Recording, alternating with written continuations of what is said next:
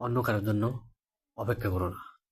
তুমি যা করতে পারো সেটা করো, কিন্তু অন্যের উপর আশা করো না। আকাশ কেন লক্ষ্যের সীমা হবে?